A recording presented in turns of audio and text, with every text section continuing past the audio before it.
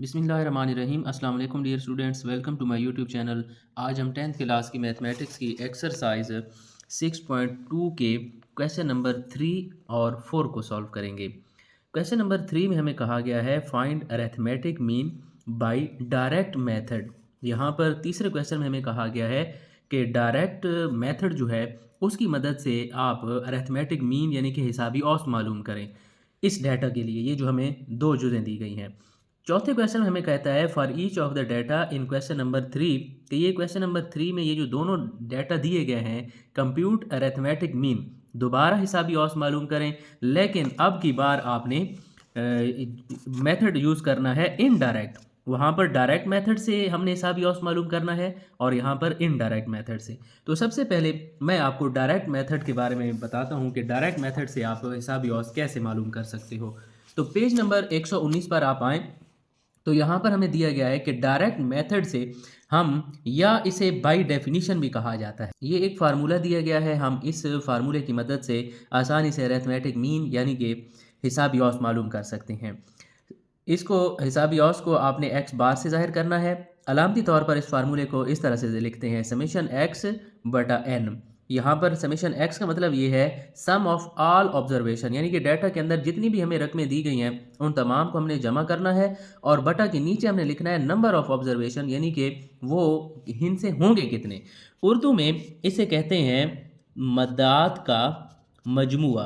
All observation कह रहा है तो तमाम लिख लेते हैं, तमाम मद्दात का मजमुआ बटा मद्दात की तादाद। ये जो ऑब्जर्वेशन लिखा हुआ है इसको उर्दू में मद्दात बोलते हैं। तो तीसरे क्वेश्चन की पहली जुज की तरफ चलते हैं। ये फार्मूला हम वहाँ पर अप्लाई करेंगे, इंशाल्लाह आपको आसानी से समझ आ जाएगी। Find arithmetic mean by direct method, Urdu में हम इसे कहते हैं बराह रास्त तरीका। बराह रास्त तरीका से हमने हिसाबी औसत मालूम करना है और ये डाटा हमें दे दिया गया है। तो हिसाबी औसत हम यहाँ पर लिखेंगे और हिसाबी औसत को एक्स के बार से ज़ाहिर किया जाता है, और यहाँ पर हम इसका फार्मूला लगाएंगे तमाम मद्दात का मजमुआ बटा मद्दात की तादाद। तो आप यहाँ पर समेशन एक्स बटा एन भी लिख सकते हो। ये वाली बात लिख लो फार्मूले की, या ये लिख लें तो ये एक ही बात है। तो यहाँ पर जितने भी हमें हिस्से दिए गए इन्हीं को मद्दात कहा गया है। तो मद्दात हमारे पास हैं 12।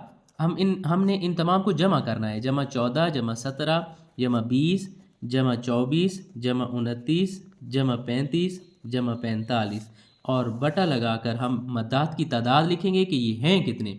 1 2 3 4 5 6 7 और 8 हैं, तो हम इसको तकसीम करेंगे 8 के साथ।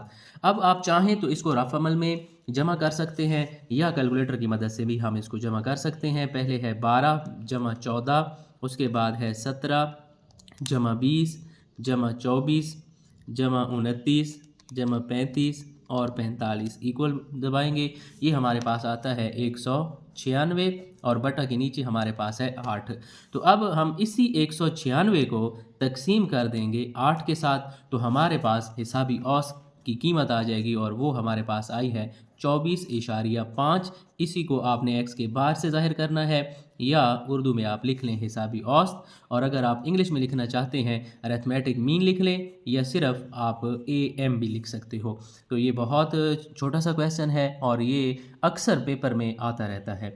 तो दूसरे पार्ट की तरफ चलते हैं। दूसरे जुज़ में हमें एक डाटा दे दिया गया है, यहाँ पर भी हमें हिसाबी औसत ही मालूम करना है। तो यहाँ पर हम लिख लेंगे हिसाबी औसत और इसको एक्स के बार से ज़ाहिर करते हैं। इसका फार्मूला अगर अलामती तौर पर लिखें तो समेशन एक्स बटा एन। समेशन एक्स का मतलब ये है कि जितनी भी हमें ये मद्दात दी गई हैं इनका हमने मजमुआ करना है, तमाम मद्दात का मजमुआ बटा मद्दात की तादाद।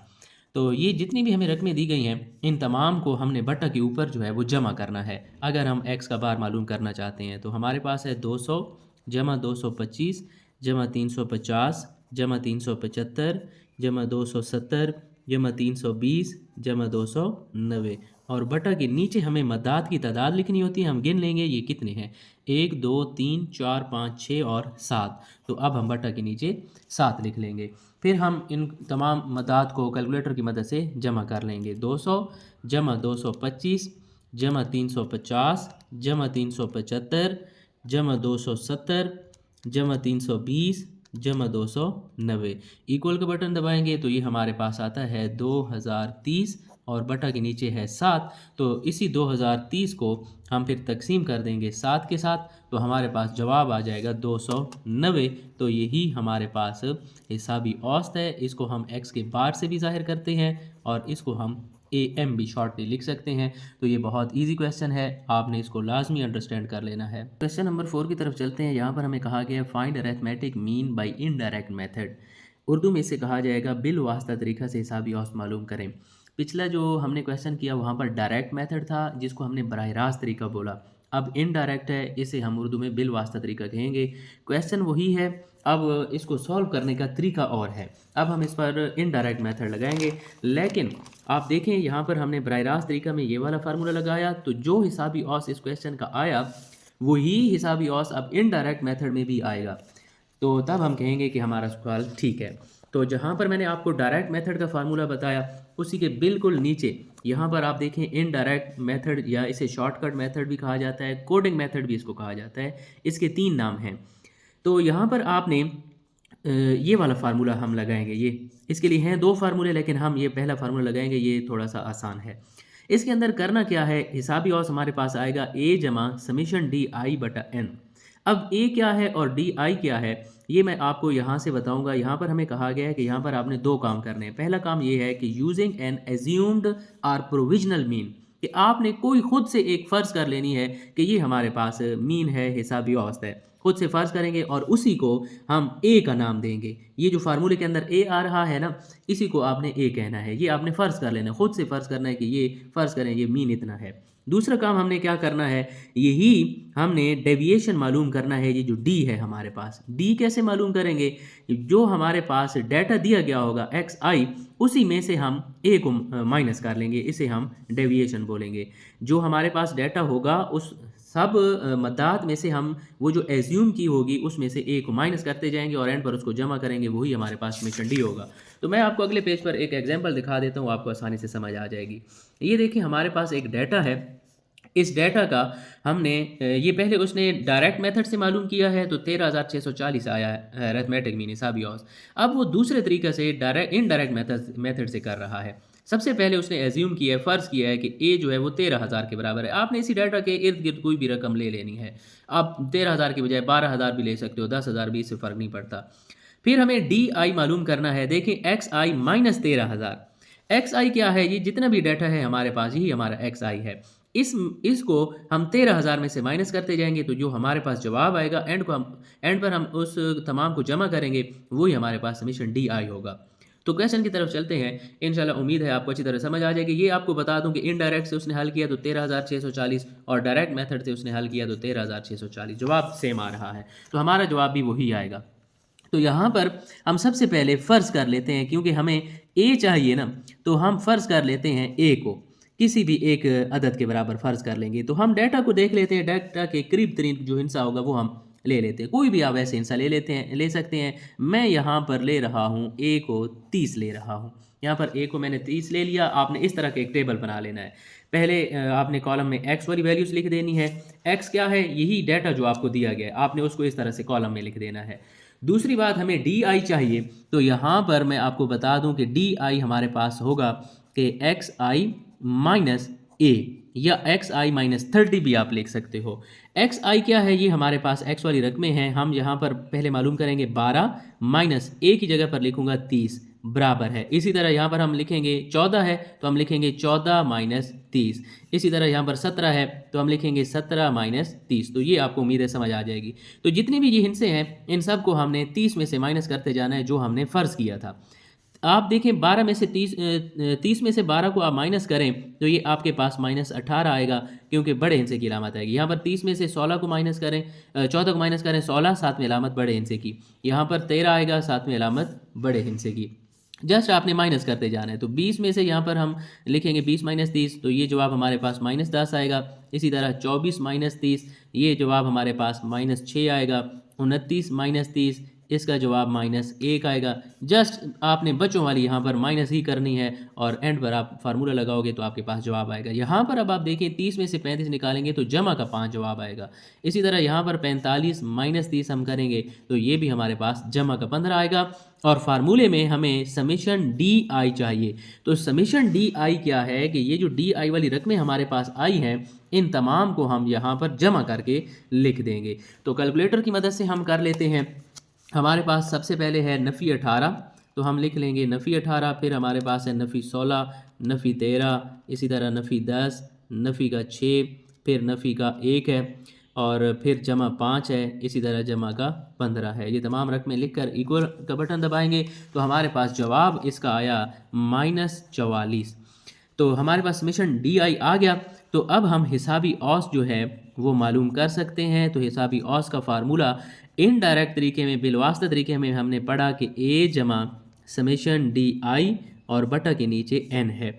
तो ए अब हमने शुरू में ही खुद लिया था और वो 30 था, तो ए की जगह पर हम लिख लेंगे 30, आगे जमा लगाकर समेशन डी आई हमारे पास आया हुआ है -44 और बटा के नीचे एन है। तो एन इस डेटा की तादाद है, ये मदाद की तादाद है, 1 2 3 4 5 6 7 और 8। तो हमारे पास ये 8 हिस्से हैं तो हम इसको 8 के साथ तकसीम कर देंगे। 30 उसी तरह ये जमा नफ़ी हो जाएगा। फिर हम ऐसा करते हैं कि 44 को हम तकसीम कर देते हैं 8 के साथ, तो ये हमारे पास आता है 5.5।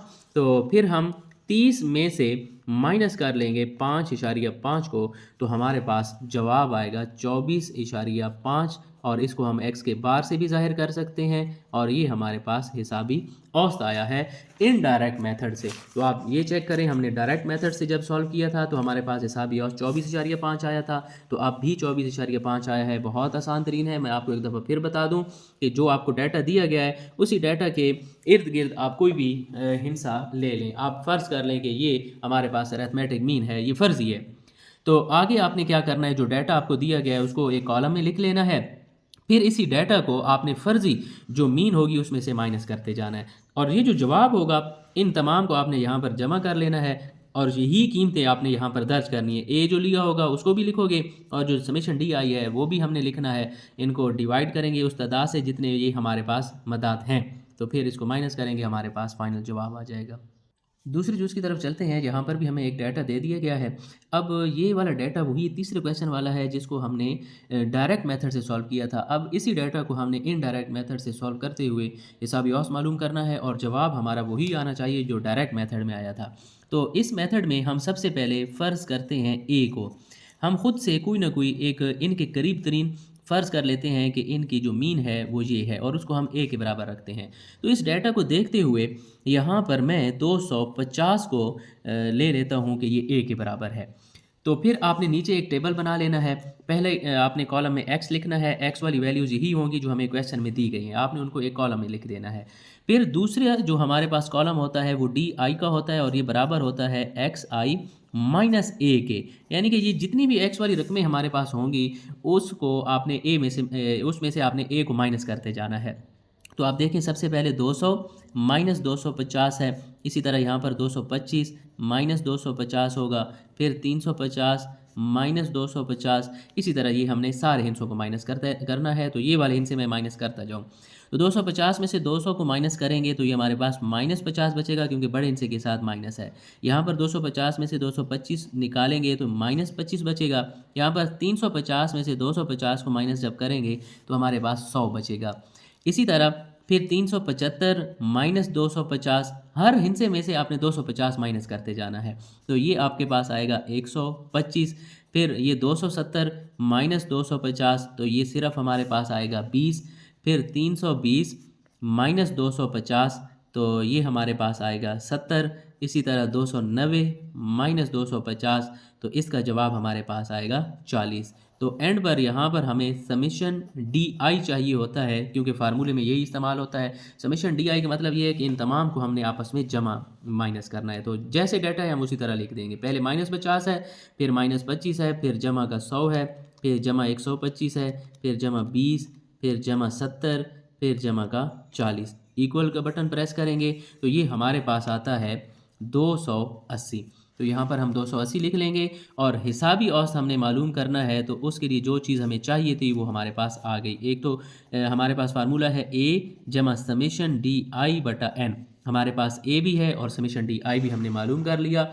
ए हमने रखा था 250, तो यहाँ पर हम लिखेंगे 250 जमा समेशन डी आई हमारे पास है 280 बटा के नीचे n है, तो n इस डाटा की तादाद है 1 2 3 4 5 6 और 7, तो हम इसको फिर 7 के साथ तकसीम कर देंगे। तो 280 तकसीम हम इसको करेंगे 7 के साथ, तो ये हमारे पास जवाब आता है इसका 40, और 290 में 250 में 40 को जमा करें तो ये हमारे पास 290 आता है। ये हमने हिसाबी औसत मालूम किया है इनडायरेक्ट मेथड से। तो मैं आपको दिखाऊं, जब हमने डायरेक्ट मेथड से इसका हिसाबी औसत मालूम किया था इसी डाटा का, तो वो भी हमारे पास 290 ही आया था। अब इनडायरेक्ट मेथड से ही 290 आया है। तो मैं आपको एक बात यहाँ पर बताता चलूँ, ये मैंने ए जो है यहाँ पर 250 लिया है, आप यहाँ पर कोई भी हिस्सा ले सकते हो इनके करीब तरीन, ताकि नफ़ी करना आसान हो। आप ऐसे कोई भी हिस्सा ले सकते हो, तो इनके करीब तरीन मैंने 250 लिया, आप 270 भी ले सकते हो, 350 भी ले सकते हो। तो ए जो है वो ज़रूरी नहीं है कि आप यही लें। तो आपको सिर्फ ये मेथड समझ लेना है कि आपने इसको किस तरह से हल करना है। बहुत आसान तरीन है, ये सिर्फ नफ़ी ही तो आपने करना है, और एंड पर ये जितनी भी रकमें आपके पास आएंगी इनको जमा करोगे और फार्मूले के अंदर पुट करके आपके पास जवाब आएगा। और ये बहुत अहम तरीन है, ये अक्सर पेपर में आता रहता है। तो मैं आपको चंद एक पेपर एंड पर दिखा दूँ। यहाँ पर ये हमारे पास आया हुआ है कि दर्जेल मवाद से हिसाबी औसत मालूम करें 12 14 17। ये देखें 12 14 17 20, ये मैंने अभी आपको क्वेश्चन हल करवाया, ये पहली जुज़ है। तो ये हिसाबी औसत जो है आया हुआ है यहाँ पर। फिर ये दूसरा पेपर है, इसके अंदर भी यही 12 14 17 वाला क्वेश्चन ही लगा हुआ है और हमने हिसाबी औसत मालूम करना है। तो ये आप देखें हिसाबी औसत कितना अहम तरीन है। तो ये दो पेपर्स में मैंने आपको दिखाया, एक ही क्वेश्चन वहाँ पर बार बार इस्तेमाल हुआ पड़ा है। तो इसी तरह बाकी जो अहम टॉपिक हैं वो भी हम इंशाल्लाह नेक्स्ट लेक्चर के अंदर इनको कवर करेंगे। तो उम्मीद है आपको इस आज के लेक्चर की समझ आ गई होगी। अगर फिर भी आपके माइंड में कोई क्वेश्चन है तो कमेंट सेक्शन में पूछ सकते हैं। लाइक करना और सब्सक्राइब करना नहीं भूलिएगा। मिलते हैं अगले लेक्चर में। अल्लाह हाफिज़।